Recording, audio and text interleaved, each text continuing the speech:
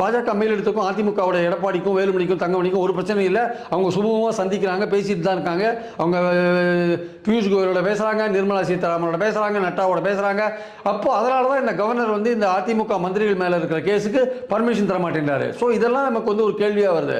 அதனால சொல்கிறேன், இந்த கமிஷனர் அல்லது இங்கே இருக்கிற டிஜிபி சங்கர்ஜிவால் அவர்கள் நிச்சயமாக இந்த சிபிசிஐடி, இந்த பொருளாதார குற்றப்பிரிவு இதெல்லாம் வந்து இன்னும் வேகப்படுத்த வேண்டிய அவசியம் இருக்குது. கொடநாடு விஷயம் மட்டுமல்ல, ஆருத்ரா விஷயத்திலையும் பொருளாதார குற்றப்பிரிவு தன்னுடைய செயல்பாடுகளை வேகமாக செய்ய வேண்டிய அவசியம் இருக்குது. விஜயபாஸ்கர் கேஸில் நீங்கள் அவரை தேடி தேடி கடைசியில் 15வது நாளில் கண்டுபிடிச்சிட்டீங்க. அதே மாதிரி மற்ற வழக்குகளையும் நீங்கள் துரிதமாக விசாரிங்க. கவர்னர்கிட்ட இருக்கிற பெண்டிங் வழக்குகளை பற்றி லிஸ்ட்டை வந்து மக்கள்கிட்ட சொல்லுங்கள்.